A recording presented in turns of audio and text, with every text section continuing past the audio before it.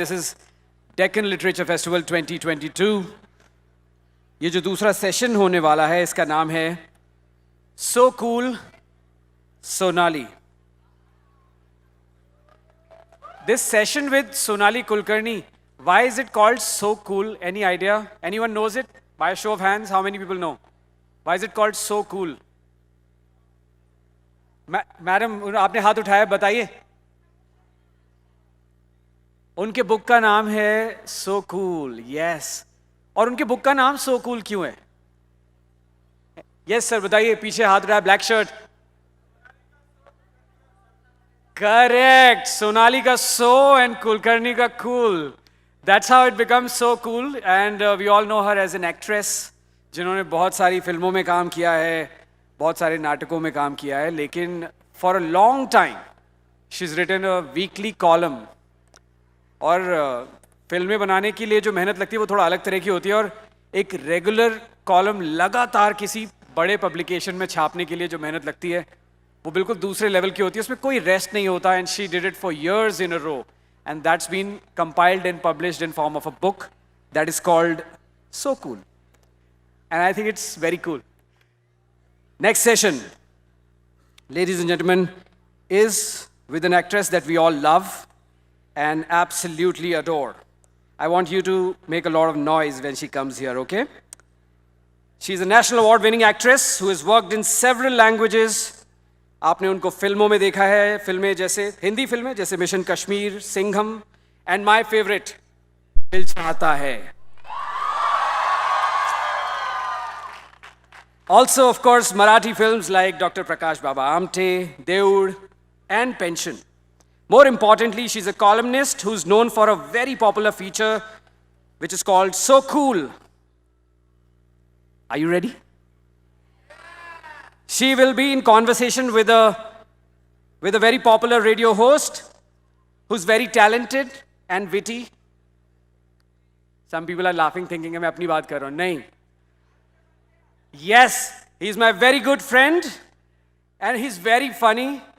RJ Pandya. So he's also going to join us. Yes.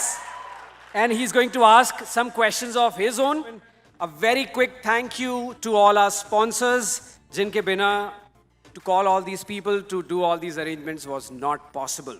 We would really like to thank Bajaj Financial Services, Panchsheel Group, Rohan Builders, Pride Purple Group, Amanora Park Town, Oxford Golf Resort, Suhana Masala, Kohinoor Builders, Aguante, Bank of Maharashtra, Radio 1, Body Basics, and KRA Jewelers. Might I dare to sing a few lines? Will you sing with me if I do? Yeah?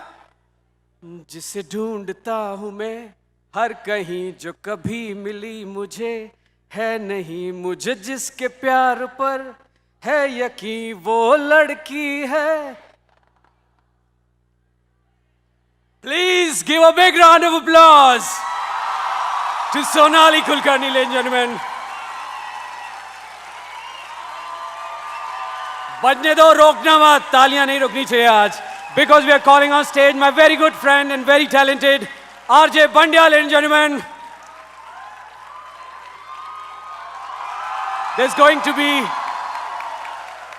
some interesting question and answers today. लेकिन उससे पहले I would like to call on stage Mrs. Monica Singh to present Sonali with her latest book. It's called Baat Baki Hai. Ma'am, can we please have you on stage? We would also like to call Vairarka ji and Shailesh Nadurkar ji. Shailesh ji from Rasik Sahitya. This is the team that has made this book possible, ladies and gentlemen. The book is called Baat Baki Hai. Vairarka ji, Shailesh Nadurkar ji from Rasik Sahitya. Thank you so much. We would also like to present the book to RJ Pandya.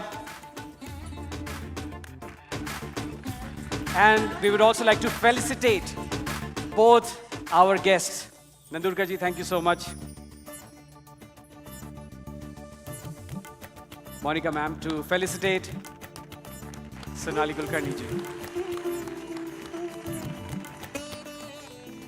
I'll request Monica ma'am to also felicitate RJ Pandya.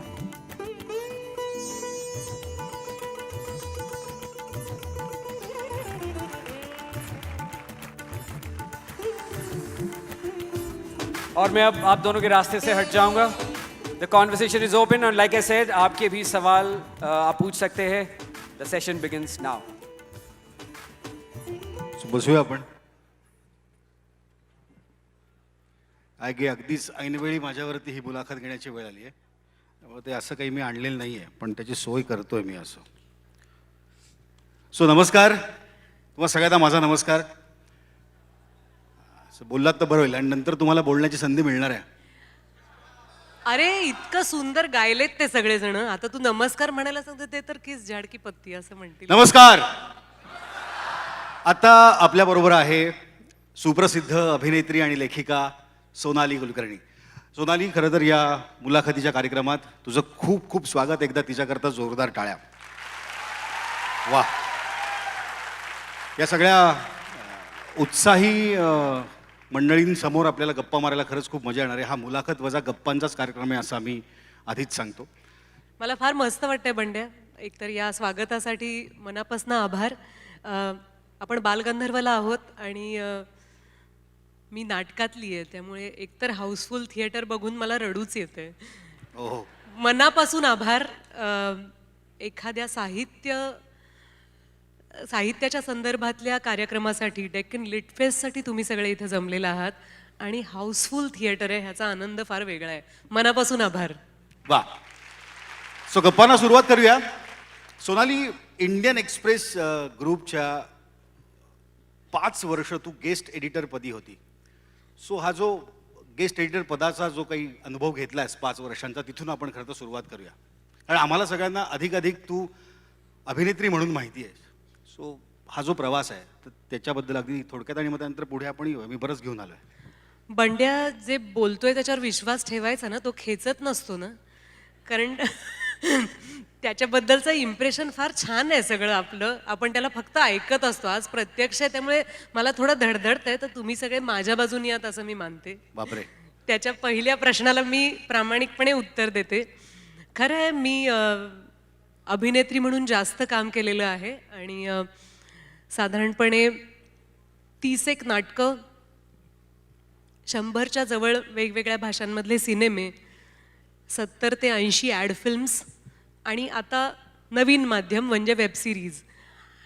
हे सगळं काम करत असताना मला लिहायची संधी मिळाली. Indian express ग्रुपसाठी त्यांना एक विवा नावाची सप्लिमेंट सुरू करायची होती. राईट. आणि तेव्हा असं ठरलं होतं की याच्यासाठी कोणी तरुण यूथ आयकॉन पाहिजे. आणि त्यामुळे इंडियन एक्सप्रेसमधनं शेखर गुप्ता सर, कुमार केतकर सर यांनी विचारलं मला की तू आमची फेस ऑफ विवा बनशील का, गेस्ट एडिटर होशील का.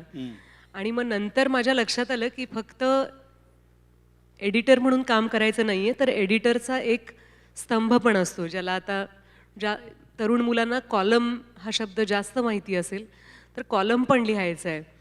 तर तेव्हा एक्सप्रेस ग्रुपमध्ये आल्हाद गोडबोले सर निवासी संपादक होते आणि त्यांनी मला आत्मविश्वास दिला की होईल तुझ्याकडून लिहून. दर आठवड्याला एक लेख लिहायचा आहे. आणि आम्ही असं ठरवलं होतं की 3 महिने आपण ही रिस्क घेऊन बघूया. एक बघूया की मला लिहायला जमतंय का, ते वाचकांना आवडतंय का, आणि दुसरं ही जबाबदारी मी व्यवस्थित पेलू शकते का.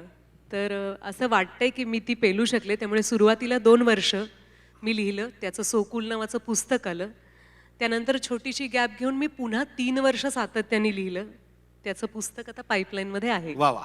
सो हा सगळा 5 वर्षांचा प्रवास. पण ना सोनाली, मला खात्री आहे की तू अगदी एवढीशी होती तेव्हा तुला असं वाटत असेल की मी अभिनय करू शकते.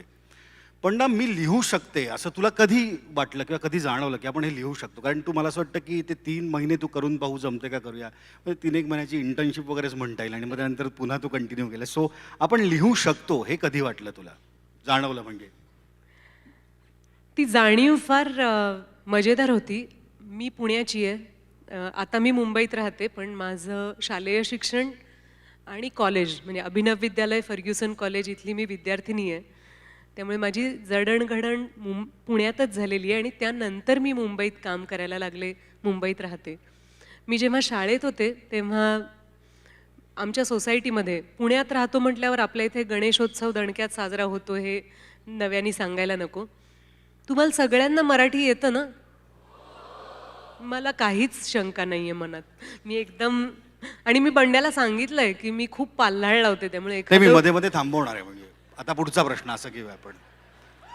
सो ते नाही, पण हे राहिलं होतं की आपण लिहू शकतो हे कधी जाणवलं?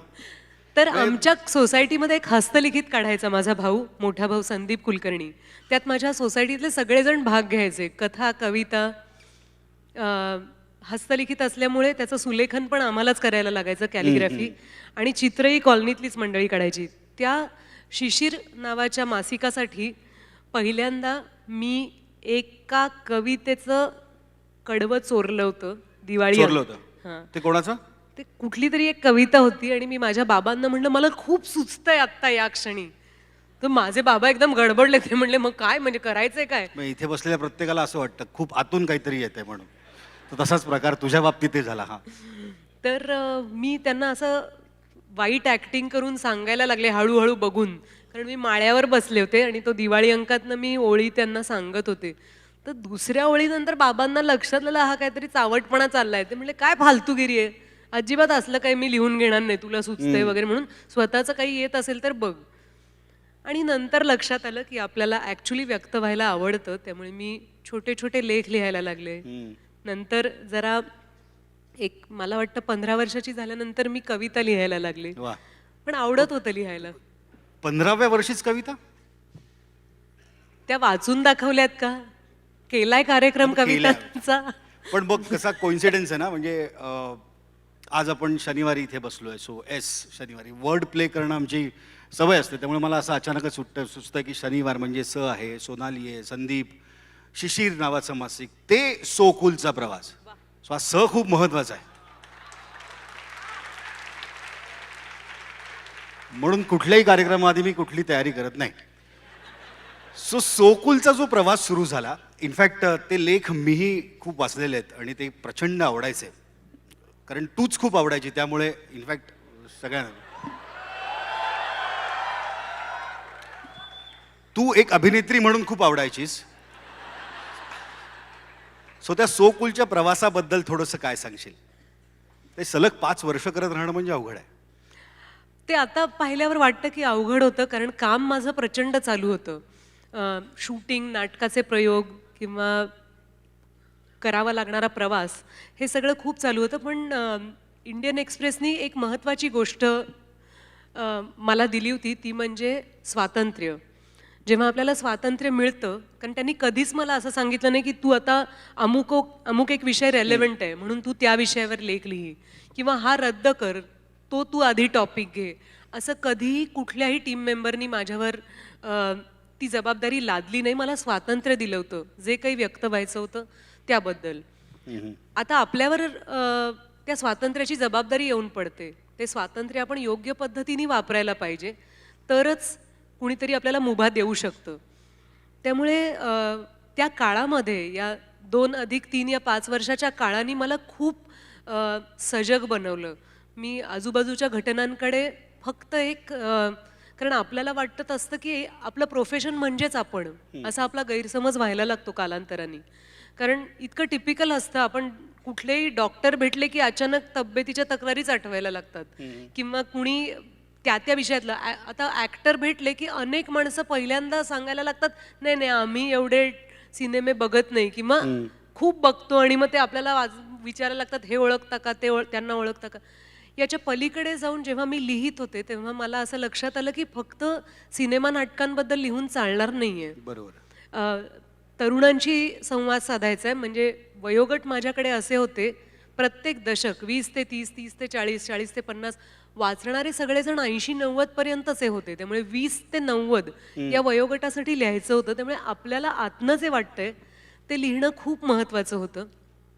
अनेकदा असं व्हायचं की माझा पहिला खरडा झाला की मी आल्हाद गोडबोले सरांना वाचून दाखवायचे, ते त्यात काही सुधारणा सुचवायचे, आणि मी प्रत्येक वेळेला मी कधीच एकटाकी लिहिलेलं नाहीये. बरोबर. मी जेव्हा केव्हा लिहायचे तेव्हा त्याच्यावर पुनर्संस्कार करून, दुरुस्त्या करून, मग तो लेख पूर्ण करून लोकसत्तेकडे पाठवायचे.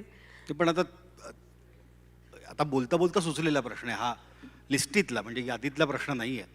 पण 5 वर्ष तू लिखाण करत होती आणि बाकी तुझी अभिनयाची कारकीर्द सुद्धा तेव्हा सुरूच होती, जी सुरू आहे आणि आम्हाला खूप त्याचा अभिमान सुद्धा आहे. पण मग त्यावेळी तुझ्यात असणारी लेखिका आणि तुझ्यातली अभिनेत्री, सो लिखाणाच्या बाबतीत त्यांचं सख्य आणि त्यांचा झगडा याबद्दल काय सांगशील? होत होता असा? फारच इंटरेस्टिंग प्रश्न आहे. 100% होत होता. कारण तुम्हाला सगळ्यांना हे मी म्हणते त्याचं आश्चर्य वाटू शकतं, पण अभिनेत्री म्हणून काम करताना आपल्यासमोर दिलेले संवाद असतात. ते संवाद, पाठ हा शब्द मला आवडत नाही, पण ते आत्मसात करून आपल्याला व्यक्त व्हायचं असतं. प्रत्येक वेळेलाच ते लेखकाचे शब्द आपल्याला पटतात असं नाही आहे. आपल्याला त्यात काहीतरी भर घालावीशी वाटते, थोडा बदल करावासा वाटतो. पण मी तुम्हाला गोविंद निलानी सरांनी सांगितलेलं एक फार चांगली शिकवण सांगते. कोणाला जर लेखक किंवा अभिनेता अभिनेत्री व्हायचं असेल तर जरूर लक्षात ठेवा, किंवा दिग्दर्शक. ते आमची रिहर्सल घेत होते एका सिनेमासाठी आणि ते कुठल्या तरी कलाकारांनी विचारलं की हे मला असं नाही म्हणतायत, ते मी तसं म्हणू का, हे मी वाक्य जरा बदलून घेऊ का? तर ते म्हणले हे लक्षात घ्या की जेव्हा तुमच्यासमोर कुठलीही संहिता येते तेव्हा लेखकांनी 2दा 3दा 4दा 5दा त्याचा ड्राफ्ट लिहिलेला असतो.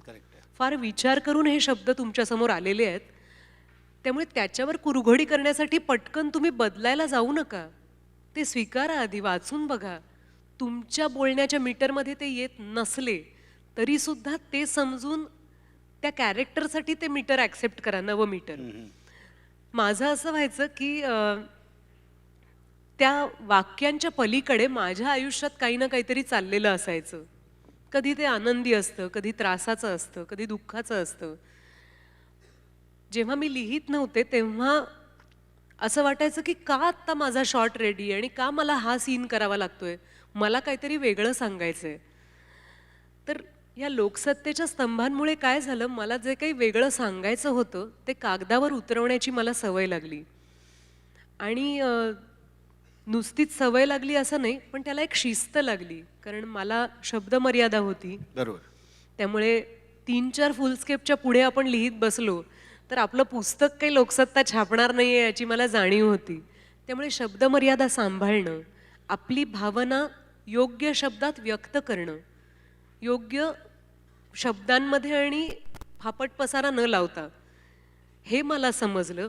आणि तो जो झगडा चालू होता अभिनेत्री आणि व्यक्ती, किंवा तेव्हा काय मी अजूनही स्वतःला लेखिका असं मानत नाही, कारण मला असं वाटतं व्यक्त होणं हा आपला हक्क आहे. ते कशा प्रकारे कदाचित बंड्या रेडिओवर तुमच्याशी बोलताना व्यक्तच होत असतो, मी लिहिताना व्यक्तच होत असते. त्यामुळे असं बिरुद किंवा व्यवसाय म्हणून त्याकडे मी पाहत नाही. पण हा झगडा थोडासा थोडंसं सख्य झालं, थोडीशी मैत्री झाली माझ्या या स्तंभलेखनामुळे. वा. सो थोडक्यात झगडा नव्हता, ते सख्यच होतं की तुला जे व्यक्त व्हायचं होतं ते तू लिखाणातनं व्यक्त झाली. 5 वर्षभर लिखाण त्यात केलं, त्याच्यानंतर त्याचा पुस्तकरूपी प्रवास, आता त्याचा दुसरा भाग सुद्धा होऊ घातला, त्याबद्दल आपण नंतर बोलूच. पण ना कधी कधी आपल्या हातून अशी एखादी गोष्ट होऊन जाते आणि ती आपल्याला खूप भारी वाटते. अर्थात अशा बऱ्याच गोष्टी होतात ज्या आपल्याला आपल्याच पटत नाहीत, पण त्या कराव्या लागतात. या 5 वर्षामध्ये असं तू काहीतरी लिहिलेलं आहे जे तुला अजूनही खूप आठवतं, ते तुला खूप जास्त आवडलं आहे आणि ते लोकांनाही प्रचंड आवडलं, अशी त्याबद्दलची एखादी आठवण आहे तुझ्या लिखाणाबाबतीत? तुला गंमत वाटेल, पण मला आजही अभिनेत्री म्हणून माणसं भेटल्यावर खूप प्रेमाने कॉम्प्लिमेंट देतात, काहीतरी एखाद्या सिनेमाबद्दलची, नाटकाबद्दलची प्रतिक्रिया देतात. पण त्यापेक्षाही माझ्या लक्षात राहतात ती माणसं जी माझ्या लेखांबद्दल बोलतात. एखाद्या गर्दीमध्ये थँक्यू त्या 2 टाळ्यांसाठी. ते वाक्य असं होतं की अभिनेत्री म्हणून तिचं कौतुक सगळेजण करतात, पण तिनं केलेलं लिखाण म्हणजे लेखिका म्हणून तिनं जे काही लिहिलेलं आहे त्याबद्दल जेव्हा सगळे कौतुक करतात तेव्हा तिला खूप छान वाटतं. हां, जरा वसूलच करून घेतले आहेत मी कॉम्प्लिमेंट्स, पण मी चांगलं लिहित राहीन ह्याचं वचन देते. पण माझ्या खरंच लक्षात राहतं, लेखाचं नाव घेऊन कोणीतरी सांगतं आणि त्याचं पुस्तक येतं ह्याचा आनंदही आहे. मला एकेका लेखाला अक्षरशः 5-5 हजार ईमेल्स यायच्या. कारण जेव्हा मी लिहायला लागले तेव्हा सोशल मीडिया इतकं ॲग्रेसिव्हली काम करत नव्हतं. आता आपल्याकडे खूप माध्यम आहेत. माध्यम आहेत पोचायची कोणापर्यंतही. तर मध्ये मला कोणीतरी एका मोठ्या स्टारचा नंबर मागितला. कधी थांबा मग मी एक्स्ट्रा बोलले तर पण. तर कुठला तरी स्टारचा नंबर मागितला तर मी म्हटलं की नाही मी जरा आढेवेढे घेतले. म्हटलं मी नाही असा नंबर देऊ शकत त्यांचा. तुमचं काय काम आहे सांगा, असं मी नम्रपणे म्हणायचा प्रयत्न केला. 2 वाक्यानंतर त्या माणसाने मला सांगितलं दॅट्स ओके, तुला नसेल द्यायचा तर मी त्यांना इंस्टाग्रामला मेसेज करीन, त्यांची सोशल मीडिया टीम उत्तर देईल. ठीक आहे इट्स ओके. तेव्हा माझ्या लक्षात आलं की आता केवढी माध्यमं आहेत आपल्याकडे कोणापर्यंत पोहोचण्यासाठी. पण मला खूप प्रतिक्रिया यायच्या आणि अनेकदा मी अजूनही त्या सगळ्याला उत्तरं देऊ शकलेले नाही आहे. पण माझी वेगवेगळ्या माणसांशी मैत्री झाली लिहिण्यामुळे. त्यातली एक आहे, माहिती नाही त्या माझ्या मैत्रिणीला आवडेल की नाही मी हे असं जाहीरपणे सांगितलेलं. नक्कीच आवडेल, म्हणजे इतक्या लोकांसमोर जर तुम्ही कौतुक करणार असाल तर नक्कीच आवडेल. ती फार खास आहे. पण मिलिंद सोमण माझा मित्र आहे आणि त्याचं वाचन फार छान आहे. पण त्याच्या आईचं मराठी वाचन खूप छान आहे आणि असे फार कमी गुरुवार किंवा शुक्रवार होते जेव्हा माझा लेख आला आणि मिलिंदच्या आईने मला प्रतिक्रिया दिली नाही. माझे काही फोन्स हे मी माझ्या आवडीचे मेसेज मला कधीतरी दिसावेत म्हणून ते नोकियाचे जुने हँडसेट असतात ते मी विकले नाही आहेत, कारण क्वचित कधीतरी चार्ज करून त्याच्यावर बघता येईल अशी माझी एक आशा आहे. तर मिलिंदच्या आईचे सगळे मेसेजेस माझ्याकडे आहेत अजून. आणि त्यात एक मी खूप म्हणजे 2 विनोदीच लेख आठवत आहेत. पण एक लेख मी कबुतरांवर लिहिला होता आणि एक लेख मी फ्रीजवर लिहिला होता. तर फ्रीजच्या तुम्ही नव्या पुस्तकात तो लेख येईल तेव्हा नक्की वाचात. मला असं वाटतं आपल्या घरातला फ्रीज हे आपल्या कुटुंबाचं प्रतीक असतं. आता घरी जाऊन बघा तुम्ही तुमचा फ्रीज कसा ठेवलाय. पण त्याच्यात मी 2-3 प्रसंगही लिहिलेले आहेत आणि त्या लेखाला जबरदस्त प्रतिसाद मिळाला. आणि माझा सगळ्यात शेवटचा लेख जो होता डॉक्टर नरेंद्र दाभोलकरांच्या हत्येविषयी, त्यालाही खूपच प्रतिसाद मिळाला मला. वा, असं फिरून पुन्हा आपण प्रश्नाच्या उत्तराकडे पोचतो, तेच आपल्याला मुलाखतीमध्ये साधायचं आहे. पण लेखिका म्हणून तुझा प्रवास सुरू झाला आणि अनेक लेखकांचा सहवास देखील तुला लाभलेला आहे. तुझं वाचनसुद्धा प्रचंड आहे. मी अर्थात तो प्रश्न तुला विचारणार आहे. पण या सगळ्या लिखाणावरती द ग्रेट विजय तेंडुलकरांची काय प्रतिक्रिया होती ती फार इंटरेस्टिंग आहे. सो त्याबद्दल तू काय सांगशील? म्हणजे ती आम्हा सगळ्यांना कळली पाहिजे म्हणून हा एक प्रश्न आपण मुद्दामूनच यात घेतोय. म्हणजे मला तुम्ही इथे जे कोणी आहात त्यातल्या प्रत्येकाला जळवायला आवडेल की येस, मी म्हणू शकते की मी विजय तेंडुलकरांची मैत्रीण होते, ते माझे मित्र होते. एवढा वयाने श्रेष्ठ, अनुभवानी ज्येष्ठ असलेला माणूस आपल्यापेक्षा कमी अनुभवी, अनुभव म्हणण्यापेक्षा जगण्याचा अनुभव, कामाचा अनुभव, हा सगळाच अनुभव माझा कमी प्रतीचा होता. पण तरीही मैत्रीचा हात पुढे करण्याची धमक त्यांच्यामध्ये होती. म्हणजे आज माझ्या करिअरमध्ये मला कुठल्याही क्षणी जेव्हा वाटतं की का म्हणून मी एवढी मेहनत करून कमावलेला एखादा माझा अनुभव किंवा ट्रिक समोरच्या माणसाला सांगून टाकू. पण त्या प्रत्येक वेळेला मला असं वाटतं की जे थोर असे स्नेही मला मिळाले, गिरीश कार्नाड असतील जे माझे पहिले दिग्दर्शक होते, पंडित सत्यदेव दुबेजी जे माझे फ्रेंड, फिलॉसॉफर, गाईड आणि गुरु होते, किंवा विजय तेंडुलकर यांनी इतक्या सहज डाव्या हाताने 4 गोष्टी सांगितल्या. तेंडुलकर माझे सगळे लेख वाचायचे आणि ते नेहमी प्रतिक्रिया द्यायचे. एकदा ते मला खूप रागवले होते की प्रूफ असं नसतं, तुझ्या लेखनामध्ये कशा छापून येताना चुका कशा असतात, तू पहिलं प्रूफ आलं की माझ्याकडे पाठवत जा. तर मी त्यांना म्हणलं तर तुम्हाला माहिती आहे का तुम्ही कोण आहात? आणि आमच्यासारख्या माणसांनी तुम्ही आयुष्यात एकदा जरी भेटलात तरी ते मरेपर्यंत लक्षात ठेवण्याची गोष्ट आहे. तुम्ही आम्हाला इतक्या वेळेला भेटता, प्रूफ वगैरे पाठवण्याची कुवत नाही आहे आमच्यातल्या कोणाचीही.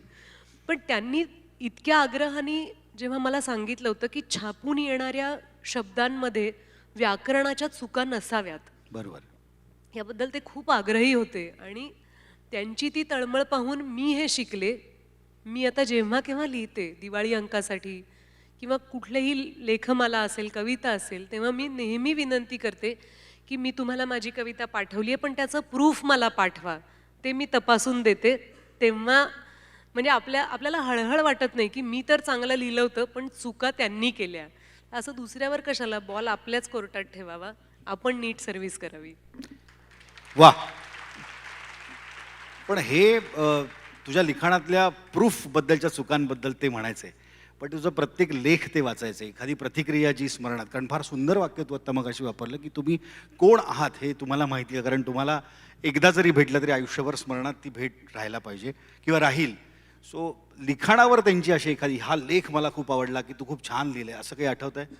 अनेकदा त्यांनी एकतर चांगलं लिहावं यासाठी खूप पिना मारल्या. अच्छा. त्यांनी वाचायला खूप काही काही दिलं. मी तुला म्हणजे माझं कौतुक त्यांनी केलंच. ते लेख मला आधीच्या पुस्तकातही आहेत आणि पुढच्या पुस्तकातही तुम्हाला वाचायला मिळतील. पण त्याच्या पलीकडे मी कदाचित यापूर्वी पण एखाद दुसऱ्या मुलाखतीत सांगितलेली गोष्ट परत सांगते. मी एक पुस्तक वाचत होते आणि आमच्या नेहमी गप्पा व्हायच्या, ते कसं चाललंय, संपलं का? कारण त्यांनी दिलं असेल तर कधी कधी ते परत द्यावं लागायचं, कधी कधी ते भेट मिळायचं. तर मी एक पुस्तक वाचत होते आणि ते म्हणले, झालं का वाचून?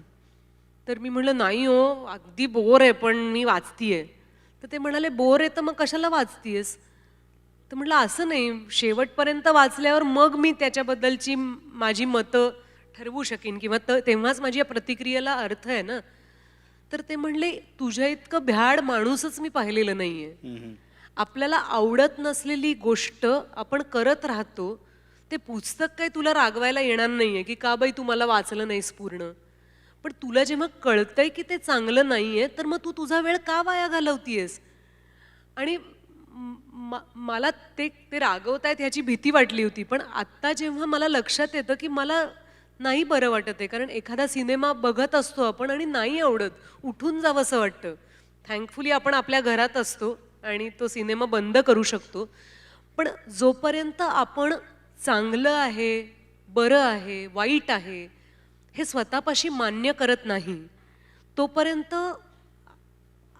म्हणजे आपला कणा नाही ताठ होत. आपण असं भीतच जगतो की कोणाला निरुपद्रवी राहावं, कोणाला वाईट नाही वाटलं पाहिजे. ते लार्जर म्हणजे व्यक्तिशः एकमेकांशी बोलताना मैत्रीमध्ये किंवा जवळच्या माणसांबाबतीत त्यांना वाईट वाटू नये हे बरोबर आहे. पण स्वतःला वाईट वाटणं सुद्धा असतं की नाही, त्याला इतकं कमी लेखायचं का आपण? माझे डोळे उघडले होते तेव्हा. आणि हे त्यांनी जे मला रागवलं होतं किंवा सुनावलं होतं, ते मी कधीच विसरणार नाही. कारण त्याच्यानंतर हळूहळू माझ्यामध्ये जरासं धाडस यायला लागलं, स्वतःपुरतं तरी. कारण आपल्यापाशी सुद्धा मान्य करण्याची धमक पाहिजे, जे चांगलं वाईट आपण बघतो त्याची. आता आपण आलोच आहे, म्हणजे तिथपर्यंत तर मला विचारायचं की तू लिखाण करतेस, पण ते आमच्याकडे नेहमी असं म्हटलं जातं आमच्या पेशात की तुम्हाला बोलायचं असेल तर तुम्हाला खूप ऐकलं पाहिजे, प्रचंड ऐकलं पाहिजे तर तुम्ही बोलू शकता. सो लिखाणाच्या बाबतीत पण तसं का तुम्हाला प्रचंड वाचलं पाहिजे. आणि मला माहिती आहे तू खूप वाचतेस, त्यामुळे कुठल्याही मुलाखतीतला हा एक कॉमन प्रश्न आहे, म्हणजे एखादा पुरस्कार मिळाल्यावर कसं वाटतंय तुम्हाला? ऑब्व्हियसली आनंद वाटतोच. सो तसाच हा प्रश्न आहे की तू वाचते किती, तुझं आवडीचं एखादं पुस्तक, आणि ते का, असा एक प्रश्न आहे. थोडं वेगळं उत्तर म्हणजे कंपल्सरी वेगळंच वाचावं लागतं. ते म्हणजे सोशल मीडियावरती काही मित्रमैत्रिणींच्या पोस्ट आपण फॉलो करत असतो. मी आता माझ्यासाठी वेळ आखून घेतला की किती वेळ आपण हे वाचू शकतो, कारण ते अगणित मिनिटं आणि तासही चालू राहू शकतं. त्या पलीकडे माझ्याकडे खूप स्क्रिप्ट असतात ज्याचा माझ्याकडे कायम बॅकलॉग असतो, त्या पूर्ण व्हायच्या असतात, त्यामुळे त्या मला वाचाव्याच लागतात. माझ्याकडे स्क्रिप्ट वाचण्यासाठी टीम नाही आहे की ते वाचतात मग ते मला सांगतात हे बरं आहे, ते बरं आहे, तू वाच. मी प्रत्येक माझ्याकडे आलेली स्क्रिप्ट स्वतः वाचते. मी अजूनही स्ट्रगल करते, मला सॉफ्ट कॉपीज वाचायला आवडत नाहीत. कधी कधी वेळेचा अभाव असतो आणि कागद वाया घालवू नयेत म्हणून समोरचाच माणूस खडसावतो, तेव्हा आपल्याला लक्षात येतं की बरोबर आहे, वाचायला पाहिजे. मी समजा मुंबईत नाही आहे, त्यांना स्क्रिप्ट पाठवायची आहे, पण मला लहान मुलगी आहे 11 वर्षाची. माझा नवरा माझ्यापेक्षा जास्त पुस्तकप्रेमी आहे. आमच्या घरात खरंच फर्निचर साधं आहे. कपडे माझ्या व्यवसायामुळे खूप आहेत. बाकी सजावटीची जी काही आपली आवड असते किंवा ज्या वस्तू असतात त्या खूप कमी आहेत. पण आमच्या घरातली सगळ्यात महत्त्वाची गोष्ट म्हणजे आमच्याकडे खूप पुस्तकं आहेत आणि त्याच्यावर ती आमची श्रीमंती आहे असं मला वाटतं. अगदी. आणि मला खूप आवडतं. फार कमी माणसं घरी येतात जी म्हणतात की हे पुस्तक खूप दिवस झाले वाचायचं होतं, जरा घेऊन जाऊ का. अशी फार कमी माणसं येतात आणि जेव्हा असं कुणी विचारतं तेव्हा त्या माणसाची कमी ओळख असेल तरी मला असं मिठी मारून म्हणावं असं वाटतं, प्लीज न्या, घेऊन जा, परत नाही दिलं तरी चालेल, दुसरी प्रत मी विकत घेईन. पण असं म्हणणारी माणसं आयुष्यात खूप कमी झालेली आहेत. माझ्या घरात 2-2 जेव्हा प्रती होतात एखाद्या पुस्तकाच्या, तेव्हा मी जिथे राहते त्या आमच्या सोसायटीमध्ये फार सुंदर प्रकल्प घडत असतात. त्यातला एक प्रकल्प म्हणजे आमच्या सोसायटीची लायब्ररी आहे. तर पण ती तुझ्याच घरात असेल ना, कारण खूप पुस्तकं आहेत. आमच्या घरातली तशी कॉमन आहे, कारण आमच्या घरात वेगवेगळ्या वयोगटातले लोक येऊन बसतात आणि वाचत असतात. पण ती सुद्धा एक लायब्ररी आहे जिथे इतर बिल्डिंगमधले लोक येऊनही वाचत बसतात. तर त्या लायब्ररीत आमची सगळी 2 प्रती असलेली जी पुस्तकं आहेत ती तिथे जाऊन बसतात. याचाही मला खूप अभिमान आहे. म्हणजे स्वतःचं काम, पुरस्कार याच्या पलीकडे कधीतरी जाताना रिसेप्शनवर दिसतं ना की अरे आपली पुस्तकं मजेत बसली आहेत, कोणीतरी वाचतंय, हे पाहिलं की मनाला खूप आनंद होतो. मला वाचायला खूप आवडतं आणि मी हापापल्यासारखी वाचू शकत नाही, बघूही शकत नाही. मला माझ्या गतीने वाचायला आवडतं. एक पुस्तक मी बरेच दिवस वाचू शकते. आत्ता मी आकाश खुरानांचं पुस्तक वाचतीये. त्याचं प्रकाशन झालंय 2 महिन्यापूर्वी, 3 महिन्यापूर्वी, पण त्याचा नंबर यायला थोडा वेळ लागला. त्यामुळे त्यांचं पुस्तक मी आत्ता वाचतीये. मला मागच्या वर्षी आवडलेलं पुस्तक म्हणजे मनोज बोरगावकरांचं नदिष्ट. ते खूप आवडलं होतं मला. मला अनेक लेखक आवडतात. एक पुस्तक आवडतं म्हणण्यापेक्षा काही पुस्तकांकडे परत परत जावं असं वाटतं. त्यातलं एक पुस्तक म्हणजे पु. शी. रेगेंचं सावित्री, शांता शेळकेंचं चौघीजणी. पुलंची पुस्तकं खरंच परत परत वाचावीशी वाटतात. गौरी देशपांडे अतिशय प्रिय आहेत. मेघना पेठे खूप आवडते. आणि असं वाटतं ना आपल्याला की असले ते लेखक आजूबाजूला. मेघना मला अलीकडेच भेटली होती आणि असं आपल्याला मोह होतो की तू नवीन पुस्तक कधी, असं वाचायचा मोह होतो. पण आपल्याला ते कळत जातं माहिती आहे अनुभवानी की एक लेखक एक कलाकृती जेव्हा आपल्यासमोर आणतो तेव्हा त्यात त्यांचं जगणं असतं. अगदी. कितीतरी वर्षांचे अनुभव असतात आणि आपण असं मागणं की पोहे आवडले, अजून थोडे माझ्या डिशमध्ये देता का, तसं लेखन नाही मागता येत. त्याच्यासाठी त्यांनी त्यांच्या आयुष्याची किंमत मोजलेली असते. वा. तर वाचत असते आणि कधी तुमच्यापैकी कुणी कुठलं पुस्तक दिलं असेल आणि मी प्रतिक्रिया दिली नसेल तर माफ करा. न वाचलेल्या पुस्तकांच्या गठ्ठ्यामध्ये ते पुस्तक आहे आणि कधीतरी नंबर येईल, मी वा वाचेन. वा वा. मला माहित नाही, हा प्रश्न मला असाच सुचलाय. तो आपल्या यादीत नाही, आपल्या चर्चेतही नाही आहे. तो असाच आहे की आजकाल सोशल मीडियाचा तू उल्लेख केला, त्यातनं मला सुचलं की सोशल मीडियावरती आता हे नवनवीन लेखक रोजच त्यांना वाटेल ते लिहित असतात. सो त्या लेखकांचं ह्या लेखकांना किती चॅलेंज आहे असं तुला काय वाटतं? म्हणजे कारण तेही स्वतःला खूप प्रतिभा संपन्न समजतात आणि आजकाल खूप सोपं झालं आहे. म्हणजे 2 अंगठ्यानं माणूस लेखक होऊ शकतो, कवी होऊ शकतो. आणि बरं, ह्या सगळ्या लिखाणाचा संबंध सकाळी जे काही झालेलं आहे त्याचं प्रतिबिंब असतं. म्हणजे पुस्तकाचं प्लॅनिंग सकाळी 9-10-11पर्यंत होतं, मग ते लगेचच प्रकाशित होतं आणि ते दुसऱ्या-तिसऱ्या दिवशी बाजारातनं निघूनही जातं. सो या लिखाणाबद्दल तुला काय, म्हणजे त्यात मी पण आहे,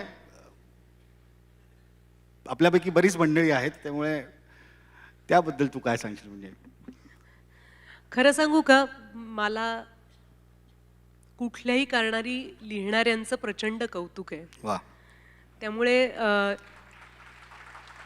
तुम्ही सगळे जे सोशल मीडियावर लिहिता, म्हणजे मी असं तुम्हाला मगाशी सांगितलं की मी थोडा वेळ नजर टाकते जेव्हा मला वेळ असतो तेव्हा मला खूप कौतुक वाटतं. आपल्याला फेसबुकवरती मित्र असलेले म्हणू शकतो ना आपण फेसबुक वगैरे हे शब्द, कारण नाहीतर हे त्यांनाही तेच शब्द अपेक्षित आहेत. आपण तर समजा आपण एक 25-30 पोस्ट बघितल्या तर त्यातल्या 2-3 पोस्ट आपल्या खूप लक्षात राहतात. कुणीतरी त्यांच्या घरातल्या जुईच्या वेलाबद्दल लिहिलेलं असतं, कुणीतरी त्यांच्या प्राण्याबद्दल लिहिलेलं असतं, कुणाची तरी आजी गेलेली असते आणि त्या आजीबद्दल लिहिलेलं असतं.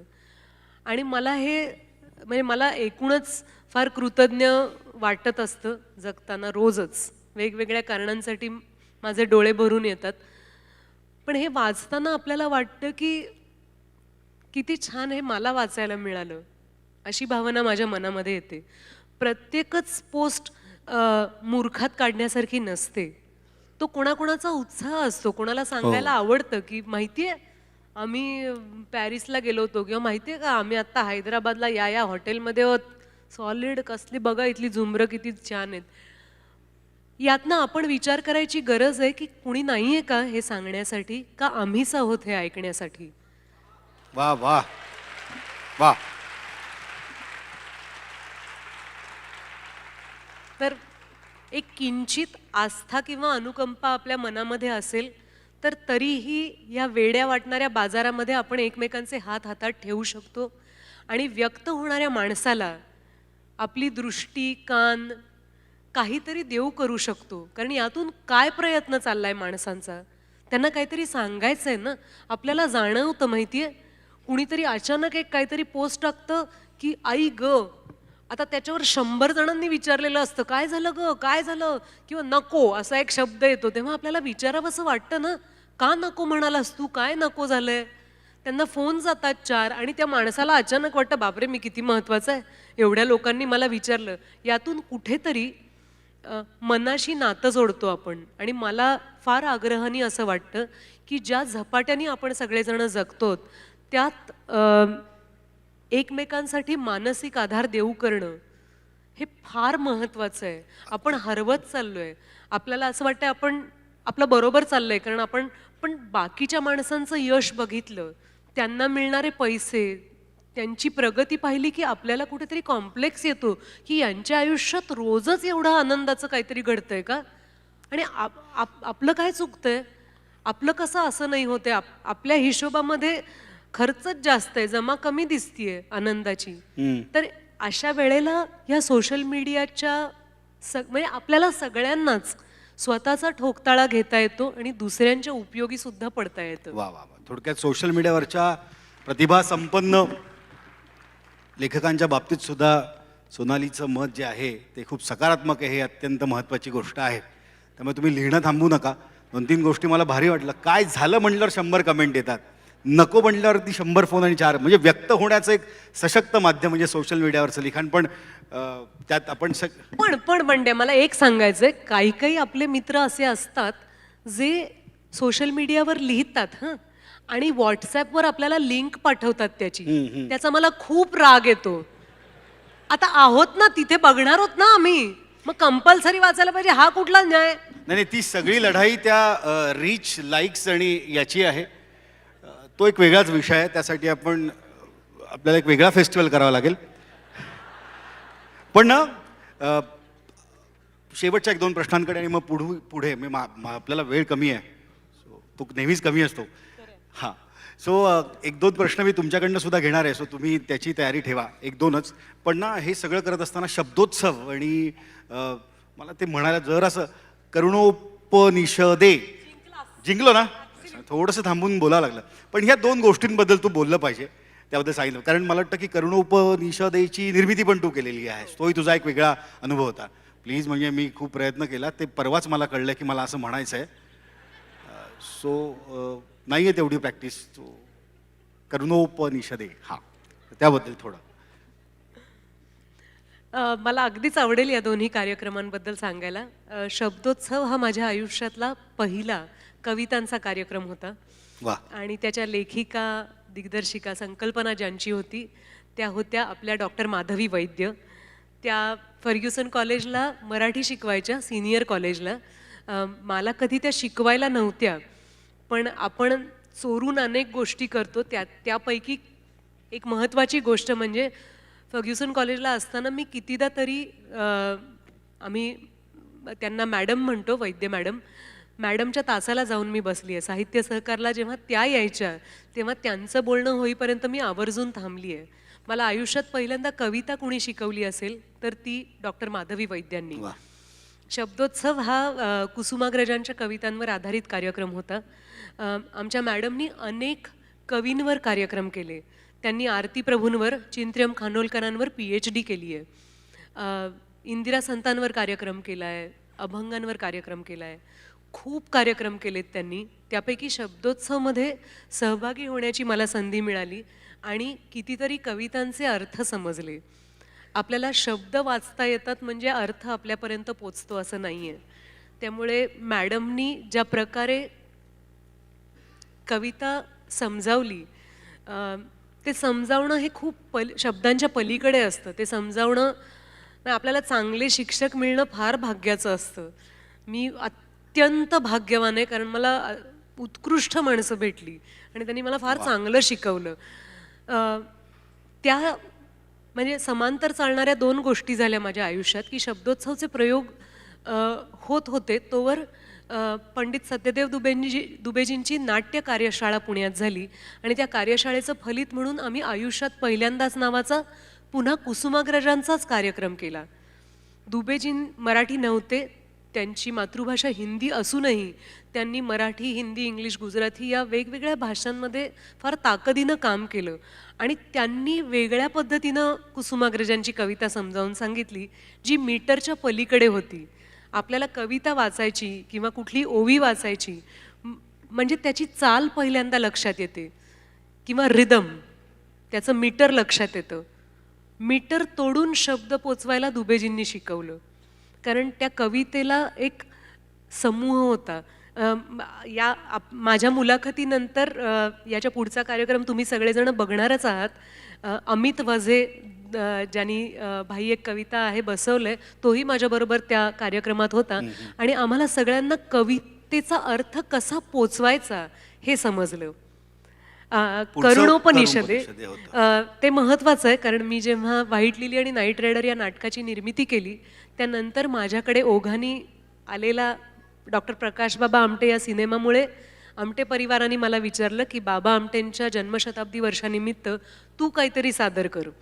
आणि मला असं वाटलं की मी एकटीने त्यांचे काही उतारे किंवा कविता म्हणून दाखवण्यापेक्षा पुण्यात फार सिद्धहस्त माणसं आहेत आणि ज्यांच्या निर्मितीवर माझं खूप प्रेम आहे ते म्हणजे चंद्रकांत काळे.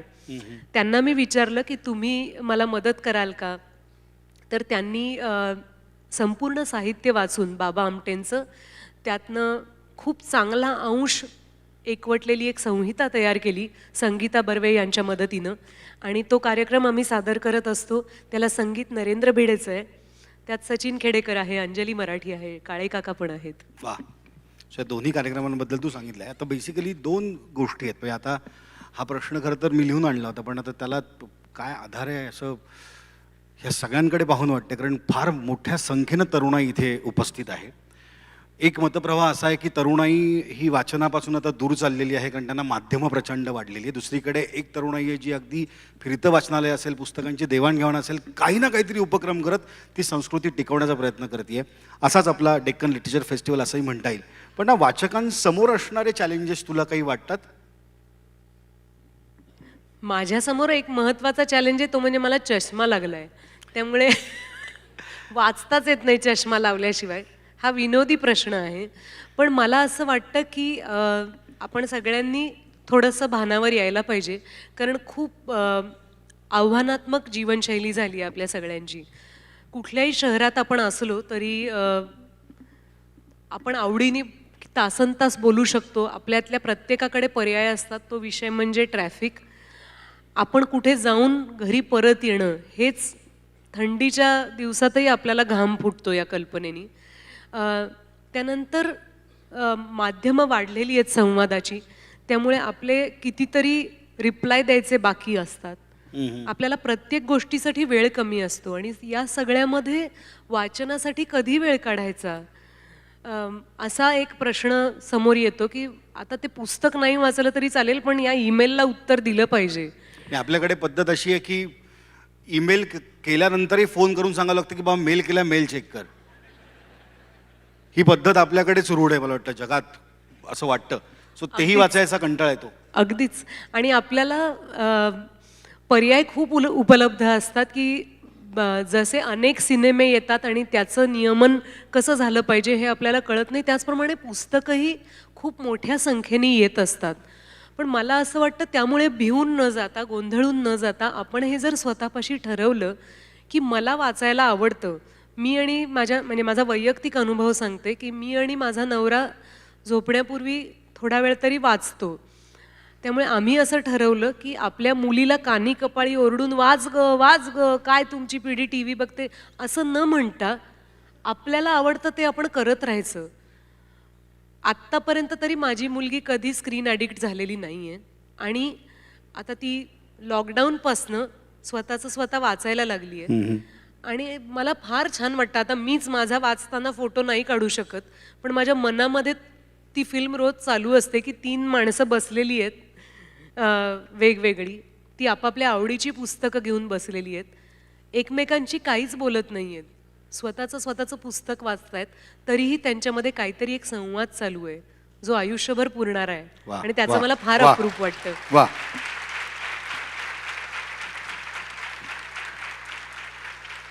सो पण वाचलं पाहिजे, वाचत राहिलं पाहिजे.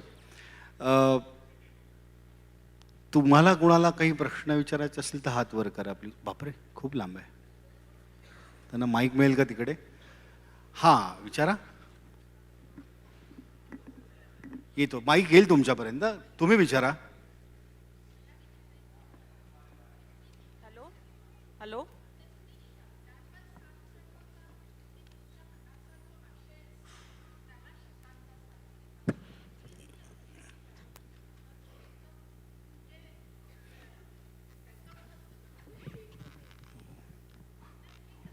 कार्यक्रमाआधी भेटले असतं तर मीच विचारलं असतं. म्हणजे फार सुंदर प्रश्न आहे. किती सुंदर प्रश्न फार आहे. सुंदर प्रश्न आहे की तुम्ही शब्दांना साज चढवता की तुमच्या आशयाला तो शब्द साज चढवतात.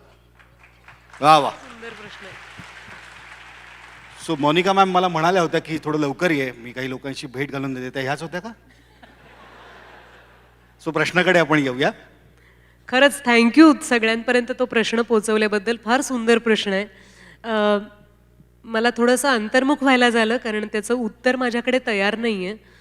पण लाऊड थिंकिंग करायचं म्हटलं तर मला असं वाटतं की प्रयत्न आशय पोचवायचा असतो. कारण भाषेवर कितीही प्रेम असलं तरी आपली अलंकृत भाषेत लिहिणं हा माझा बाज नाही आहे. मला स्वतःला मला काय वाटतंय ते सांगायला आवडतं. कधी ते सांगताना आपण एखादी कथा लिहितो, कधी कविता लिहितो किंवा कधी थेट लेख लिहिला जातो. त्यामुळे मला जे वाटतंय ते माझे शब्द अनेकदा खूप सोपे असतात. त्यामुळे आशयाला आपण शब्द साज चढवतो. अगदीच. वा.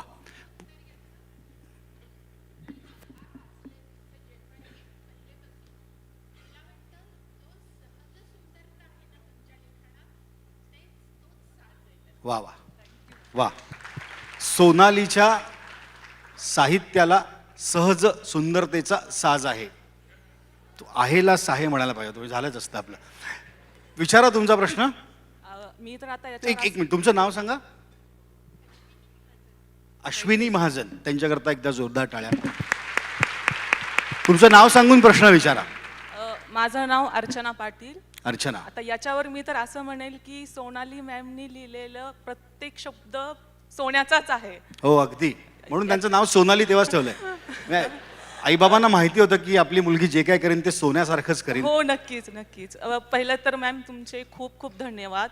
तुम्ही आत्ता बोललेला प्रत्येक शब्द म्हणजे एकदम खूप मनाच्या जवळचा वाटला मला.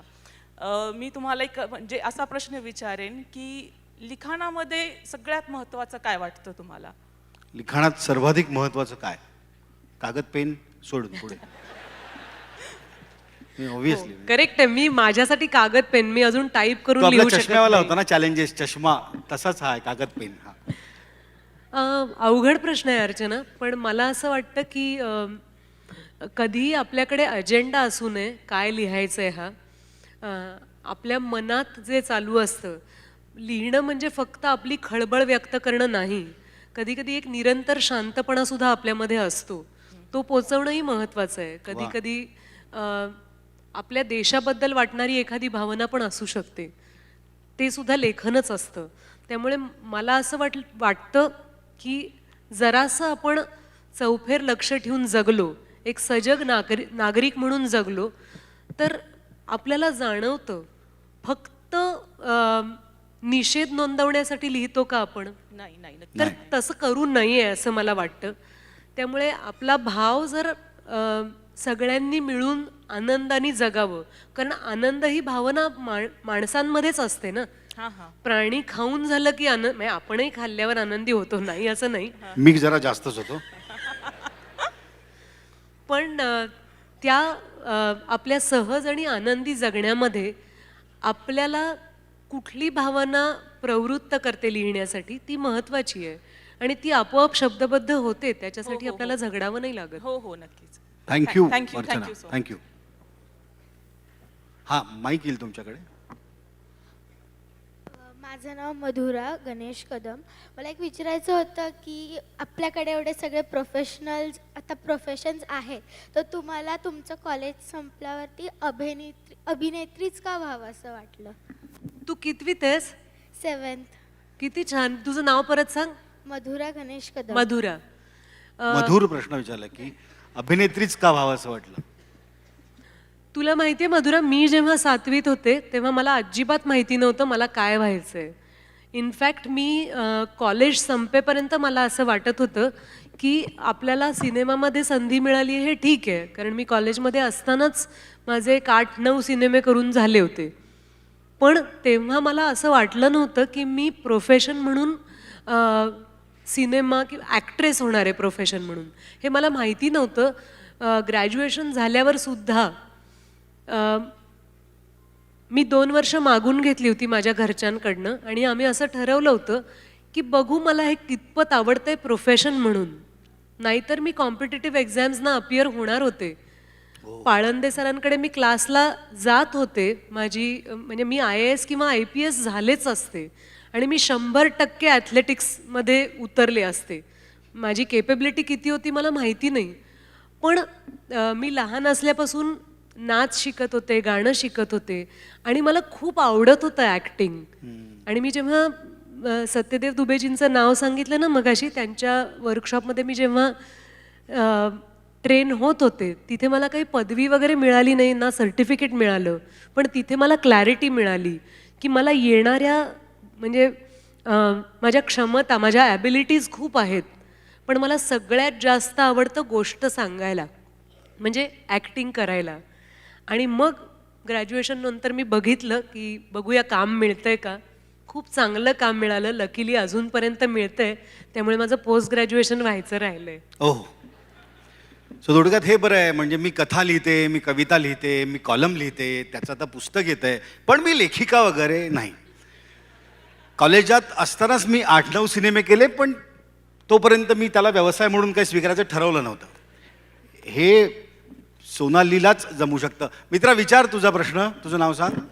मेरा नाम प्रभसिमरत गिल है. मैं खुद एक ऑथर हूँ. मेरी सेकंड बुक अभी कुछ महीनों में आने वाली है. टाळ्या. ही सोनालीची पण सेकंड बुक येतीच आहे. वाह. और मुझे आप आज से बहुत इंस्पिरेशन मिली है. और मेरा क्वेश्चन ये है, क्योंकि एज अ राइटर मैंने वो खुद देखा है कि जब हम कुछ लिखते हैं वो बस उस पेज या उस बुक से लिमिटेड नहीं होता, वो हमारी पूरी लाइफ को अफेक्ट करता है. तो जब आपने लिखना शुरू किया, वो राइटिंग का आपके एक्टिंग, आपके प्रोफेशन पे क्या इम्पैक्ट हुआ? वा, प्रश्न असा आहे की जेव्हा तू लिखाणाला सुरुवात केली तेव्हा तुझ्या ओव्हरऑलच व्यक्तिमत्वावरती काय होता, आपल्याकडे लिखाणातनं काय आनंद मिळतो, आणि त्याने बहुत सुंदर सवाल है प्रसुंदर, और मुझे बहुत अच्छा लगा कि आप मराठी बोल नहीं सकते हो फिर भी मराठी प्रोग्राम देखने के लिए आए हो. I am so touch. Thank you. आणि मी पण खूप टच आहे, कारण एक टच असे, आता तिचंच वाक्य, एक मराठी मुलगी हिंदीमध्ये एवढं नाव कमवते म्हटल्यानंतर आणि तिची मुलाखत घेण्याची संधी मिळते म्हटल्यावर बास का बंड्याचा वट किती आहे ते मला माहिती आहे, त्यामुळे मला केवढा आनंद झालाय तो माझा इंटरव्ह्यू घेतो हे हा भाग तुमच्या लक्षात आलाच असेल. More power. Thank you. प्रसुंदर, तुम्हारे सवाल का जवाब देने के लिए मुझे शायद काफ़ी सोचना पड़ेगा, क्योंकि जवाब तैयार नहीं है मेरे पास.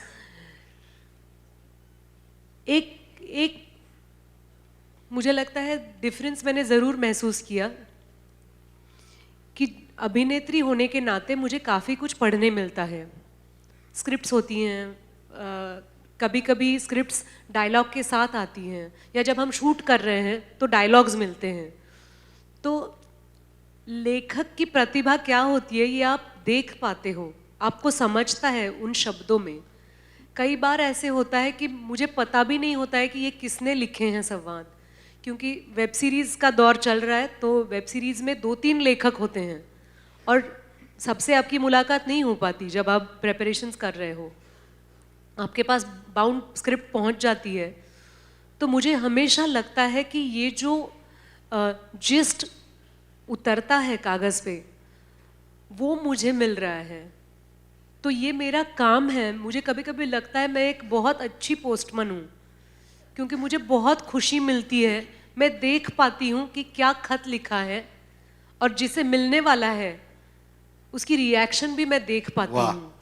तो मुझे बहुत अच्छा लगता है, बहुत लकी फील होता है मुझे कि हर एक पोस्टमैन के नसीब में ये भाग नहीं, मतलब ये भाग में होता नहीं है कि आप पढ़ पाओ वो खत. तो मुझे ओपन लेटर्स मिलते हैं और सीन होने के बाद जब ऑडियंस मुझे रिएक्शन देती है, फिल्म रिलीज़ होने के बाद या नाटक के शो के बाद, जब ऑडियंस से ये पता चलता है कि उन्हें वो सीन अच्छा लगा या मेरी एक्टिंग अच्छी लगी, तो वो हमेशा लेखक को ही आधी कॉम्प्लीमेंट जाती है, क्योंकि मैं वो कहानी बता रही थी जो लेखक ने लिखी है. तो मुझे लगता है कि वो संवेदना मेरे मन में हमेशा डीप रूटेड होती है कि आई एम डेफिनेटली लकी, क्योंकि क्या एक्सप्रेस करना है वो मुझे मेरे लेखक ने बताया है. वा. अमेझिंग. Thank you so much. सोनालीजी नमस्कार.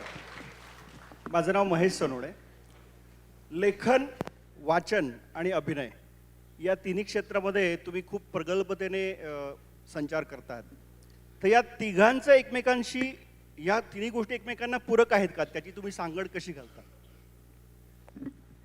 नक्कीच पूरक आहेत, कारण अनेकदा आपण आयुष्यात अशाही कितीतरी गोष्टी करत असतो ज्याचा आपल्या प्रोफेशनशी काही संबंध नसतो. म्हणजे एखादा डेंटिस्ट समजा चांगलं बागकाम करत असेल तर त्याचा डेंटिस्ट्रीशी काय संबंध आहे असं आपल्याला वाटतं. किंवा अशी अनेक उदाहरणं आपल्याला बघता येतील, फार त्यात मी वेळ घालवत नाही.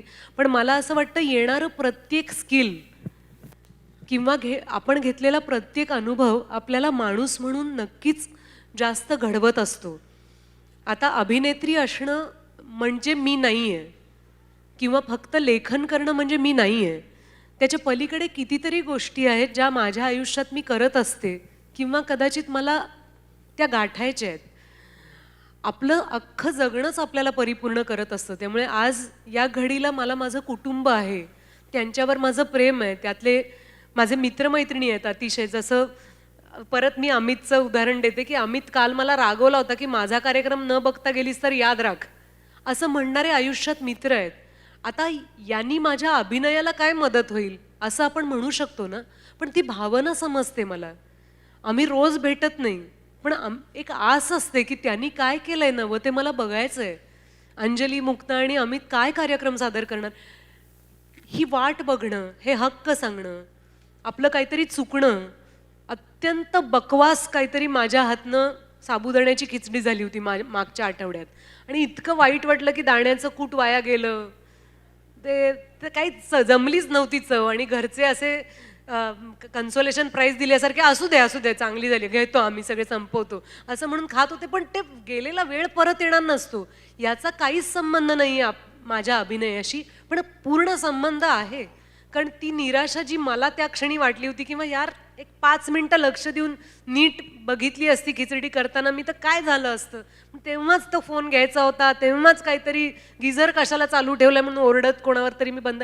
हे सगळं आपल्या जगण्याचा भाग आहे ना. परस्पर पूरक आहे सगळ्या गोष्टी. ॲब्सल्युटली हे सगळं परस्पर पूरक आहे आणि त्या प्रत्येक गोष्टीचा आपल्या जगण्याशी संबंध असल्यामुळे व्यवसायाशी संबंध असतोच. त्यामुळे साधी साधी गोष्ट आहे, पेट्रोल वाचवणं महत्वाचं आहे, ते सुद्धा अभिनयाशी संबंधितच आहे असं मला वाटतं.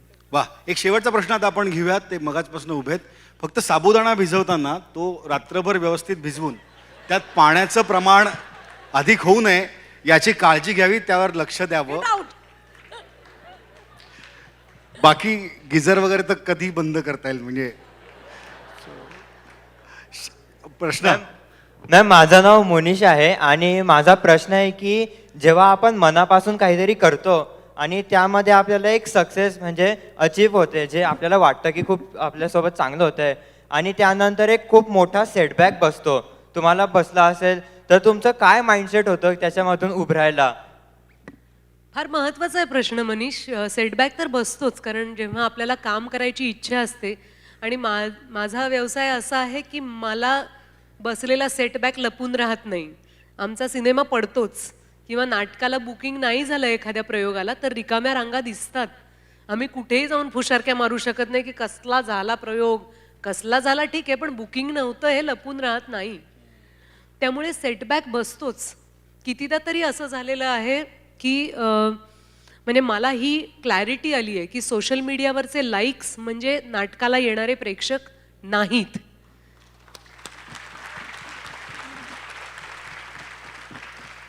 आणि आपल्याला काहीतरी चांगलं करायचं असतं.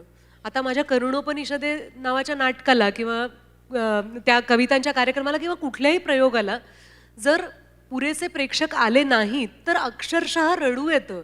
पण ते रडू थोपवून आपल्याला प्रयोग करावाच लागतो. त्याच्यानंतर पुन्हा विचार करावा लागतो की कशाने कमी आले असतील, आपण कशा प्रकारे अजून प्रेक्षक खेचू शकतो. आता सिनेमा रिलीज होतो आणि तो जर पडला तर आमच्या हातात विचार करणं जरा मर्यादितच असतं, कारण ते निर्माता जो असतो किंवा वितरक असतो त्या सगळ्यांची ती गणितं असतात. पण दुःख तर वाटतंच ना आपल्याला. हे तर मोठं यशापयश झालं. पण जेव्हा आपण शूटिंग करत असतो तेव्हा आजचा सीन नीट झाला नाही याची जी खंत असते तो सेटबॅकच असतो ना त्या दिवसाचा. तर त्याच्यावर मात करून पुढच्या दिवसाला सामोरं जावंच लागतं आणि स्वतःला एवढं सांगावं लागतं की नशीब आपल्याला कळलं की आपण चांगला नाही केला. कारण अनेक आजूबाजूचे असे हवा भरल्यासारखे ॲक्टर दिसतात, ते इतक्या जोशात येतात सेटवर की मस्त करेंगे यार सीन, तोड देंगे. म्हणजे काय नक्की फर्निचर तोडणार आहेत सेटवरचं का काय, कुठल्या प्रकारचा अभिनय करणार आहेत असेही नग भेटतात. पण आपली आपली जाणीव जी असते ना आतली की नाही झालं आजचं आपलं काम चांगलं, हे वाईट वाटणं खूप महत्त्वाचं आहे. तरच चांगलं काम करण्यासाठी आपण नव्या दिवसाची वाट बघू शकतो आणि ती मी बघत असते. खूप चुकतं माझं रोजच्या रोज.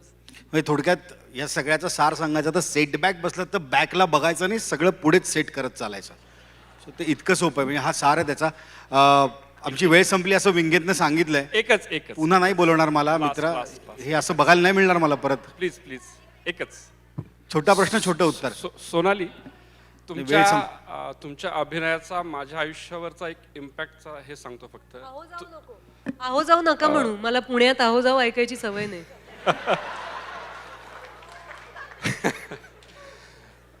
तुमचा जो जब्बार पटेल दिग्दर्शित मुक्ता नावाचा चित्रपट आहे त्याचा माझ्या आयुष्यावर इतका इम्पॅक्ट आहे की माझ्या थोरल्या मुलीचं नाव मी मुक्ता ठेवलेलं आहे. वा वा. तर आणि ती पैलवान आहे. ती पैलवान ती स्पोर्ट्समध्ये. ओ. आणि कालच झालेल्या स्पर्धेत ती हवेली तालुक्यातून स्कूलमध्ये फर्स्ट आली आहे तिच्या गटात. तर मला एवढंच विचारायचं होतं तुम्हाला की आमच्या आयुष्यावर जसा त्या मुक्ता या चित्रपटाचा इम्पॅक्ट आहे तसा तुमच्या करिअरच्या दृष्टिकोनातून मुक्ता हा माइलस्टोन असावाच, तर त्याचा तुमच्या अभिनय क्षेत्रावरती नक्की कसा इम्पॅक्ट झाला म्हणजे प्रोग्रेसच्या दृष्टीनं? थोडक्यात सांगायचा प्रयत्न करते. मला फार छान वाटलं. तुमच्या मुलीला खूप शुभेच्छा, कारण या क्षेत्रात फार कमी मुली असतात, त्यामुळे तुमच्या मुक्ताला ऑल द बेस्ट. ते गीता बबिता मुक्ता.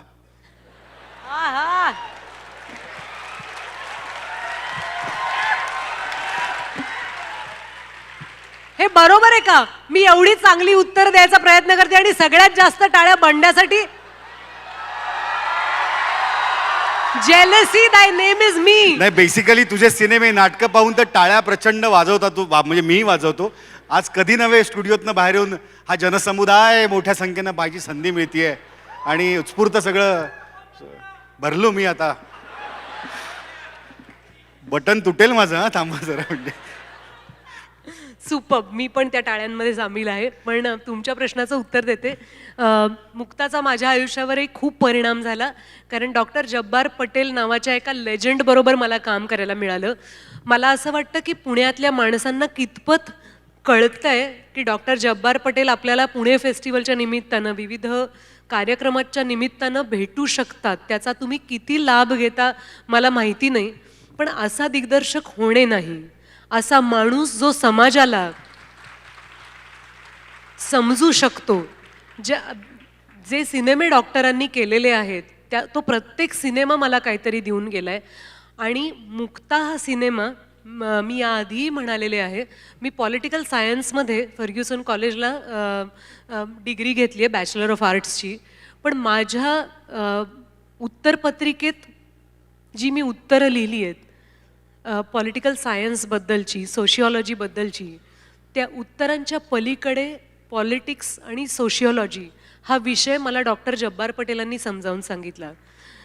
जेव्हा मध्यंतरात मुक्ता विचारते की हो तू करशील माझ्याशी लग्न, हा तिचा प्रश्न असेल किंवा सिनेमाच्या उत्तरार्धात तिचा येणारा काळा मित्र असेल, या गोष्टी म्हणजे मला हे सांगतानाही अंगावर काटा येतोय. त्यातून डॉक्टरांनी आपल्याला सगळ्यांना जे जागं करायचा प्रयत्न केला आहे. हा सिनेमा 1995-96 साली रिलीज झाला होता. आता 25 वर्ष झाली तो सिनेमा रिलीज होऊन, पण तरीही त्यातल्या कितीतरी गोष्टी आपल्याला समजलेल्या नाहीत. त्या मी स्वतःला समजावून सांगायचा प्रयत्न करत असते. आणि सर्वधर्म समभाव हा आपल्या देशाचा भाव आहे, त्यातच आपलं सार आहे, हे आपण समजून घ्यायला पाहिजे, याचा प्रयत्न करतो. वा. खरं तर ह्या मुलाखतीचा कार्यक्रम इथे संपन्न होतोय असं म्हणूया. मुक्त होतोय आपण या कार्यक्रमात. आता सगळ्या मुलाखतीचा सार सांगत बसण्यापेक्षा मला ही संधी मोनिकाजी दिली, हा माझा दुसरा तिसरा प्रयत्न आहे, त्याबद्दल मनापासून धन्यवाद. काही मोठी मोठी माणसं समोर बसली, त्यांना पाहूनच दडपायला होतं मला. असो, पण कुठलाही प्रश्न मी चुकीचा वगैरे विचारलेला नाही, यांनी काही चुकीचं वगैरे विचारलेलं नाही. खूप छान गप्पा झाल्यात आपल्या, आणि ह्या सगळ्यांना इन्स्पायर्ड करणारा असा हा तुझा मुलाखतीचा कार्यक्रम जो आहे तो छान आहे. सोनाली, आपली गप्पांची उत्तम महफिल झाली असं मी म्हणेन आणि थांबतो, तर ते आता विंगेतनं घ्यायला येतील मला. धन्यवाद. Thank you so much. धन्यवाद.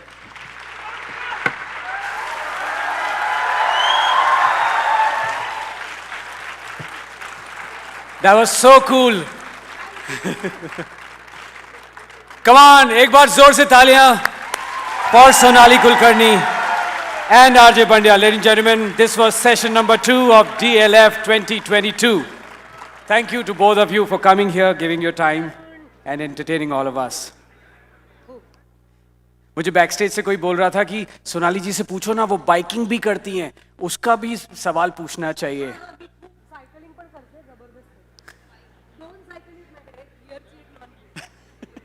थँक्यू.